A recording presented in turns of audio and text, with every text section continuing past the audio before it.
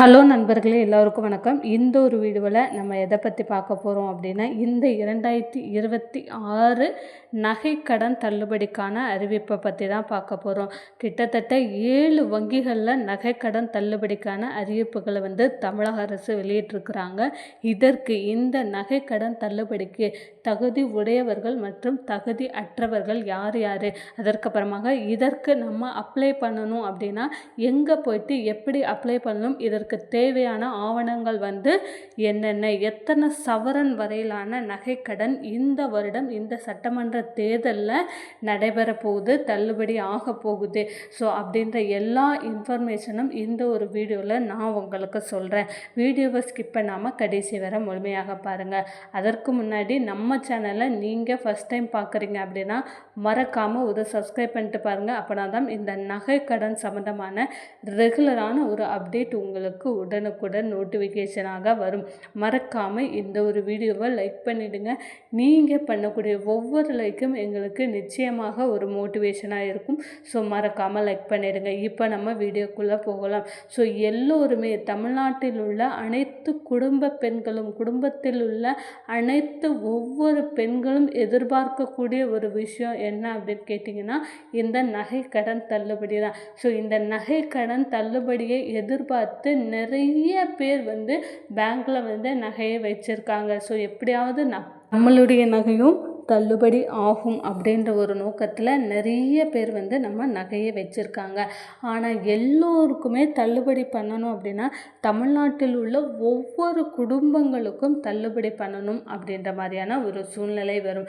அதனால் தமிழக அரசு ஒரு முக்கியமான முடிவை எடுத்திருக்காங்க. அது என்ன முடிவு அப்படின்னு கேட்டிங்க அப்படின்னா, நகைக்கடன் தள்ளுபடிக்கான பட்டியலை தயார் பண்ண போகிறாங்க. ஸோ இந்த பட்டியலில் இதற்காக ஒரு தனி நபர் அல்லது ஒரு குடும்பம் மொத்த கடனில், அதாவது ஒரு குடும்பம் பெற்ற மொத்த கடன் அளவை கணக்கிடப்படும். தள்ளுபடி அறிவிப்பு வெளியானதும் கூட்டுறவுத்துறை அதிகாரிகள் ஒவ்வொரு வங்கியிலும் உள்ள கடன் கணக்குகளை ஆய்வு செய்வார்கள். ஸோ அந்த கடன் கணக்குகளை ஆய்வு செய்து உங்களுக்கு, அதாவது நீங்கள் எத்தனை சவரன் வரையிலான நகைக்கடன் தள்ளுபடி வச்சிருக்கிறீங்க அப்படின்றத பார்ப்பாங்க. முதல்ல எந்தெந்த வங்கிகளில் தள்ளுபடி உண்டு அப்படின்னு கேட்டிங்கன்னா, மாவட்ட கூட்டுறவு வங்கிகள், மத்திய கூட்டுறவு வங்கிகள், தொடக்க வேளாண்மை கடன் சங்கங்கள், கூட்டுறவு கடன் சங்கங்கள், வேளாண்மை மற்றும் தொடக்க கூட்டுறவு சங்கங்கள், இந்த மாதிரியான கூட்டுறவு துறை சார்ந்த வங்கிகள், முக்கியமாக இந்த தேசிய மயமாக்கப்பட்ட கூட்டுறவு வங்கிகளில் நகைக்கடன் தள்ளுபடிக்கான வாய்ப்புகள் அதிகமாக இருக்குது. ஸோ அந்த வங்கிகளில் மட்டும்தான் இப்போ பட்டியலை தயார் பண்ணுறாங்க.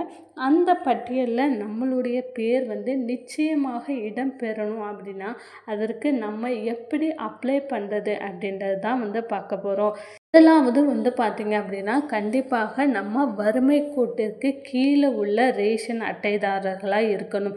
ஸோ வறுமை கோட்டிற்கு கீழே உள்ள ரேஷன் அட்டைதாரர்கள்னால் என்ன அப்படின்னு கேட்டிங்க அப்படின்னா, இந்த அரிசி அட்டைதாரர்கள், முக்கியமாக இந்த PHH, NPHH, AAY இந்த வகையான ரேஷன் அட்டைதாரர்களாக நம்ம இருக்கிறோம் அப்படின்னா நமக்கு இந்த நகைக்கடன் தள்ளுபடிக்கான வாய்ப்புகள் அதிகமாக இருக்குது. முக்கியமாக இதில் சிறு குறு நடுத்தர குடும்பங்களுக்கு மட்டும்தான் தள்ளுபடி ஆக போகுது.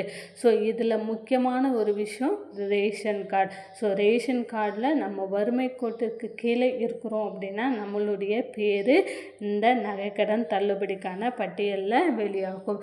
ஸோ அது மட்டும் இல்லாமல் இன்னும் நிறைய விஷயங்களை நீங்கள் பண்ணியிருக்கணும். என்னென்ன விஷயங்கள் அப்படின்றத நான் சொல்கிறேன். ஃபஸ்ட்டு பார்த்தீங்க அப்படின்னா, உங்களுடைய கூட்டுறவு வங்கிகளில் உங்களுடைய ரேஷன் கார்டு, உங்களுடைய ஆதார் கார்டு, நீங்கள் வேறு ஏதாவது ஒரு வங்கியில் உங்களோட அக்கௌண்ட் வச்சுருந்தீங்க அப்படின்னா அந்த அக்கௌண்ட்டோட டீட்டெயில்ஸ் மற்றும் உங்களுடைய, அதாவது உங்கள் வீட்டினுடைய மின்சார ரசீது, அதாவது கரண்ட் பில்லோட அந்த இபி பில்லோட ரெசிப்ட், அந்த ரெசிப்டையுமே சேர்த்து உங்களுடைய கூட்டுறவு வங்கிகளில் நீங்கள் கொடுத்துருக்கணும். ஸோ இந்த ஆவணங்கள் எல்லாமே நீங்கள் சரிவர கொடுத்துருந்தீங்க அப்படின்னா நகைக்கடன் தள்ளுபடிக்காக கூட்டுறவு வங்கிகள் அந்த பட்டியலை தயார் பண்ணக்கூடிய நிலையில் இருக்கிறாங்க. பட்டியலை தயாரிச்சுட்டு வராங்க.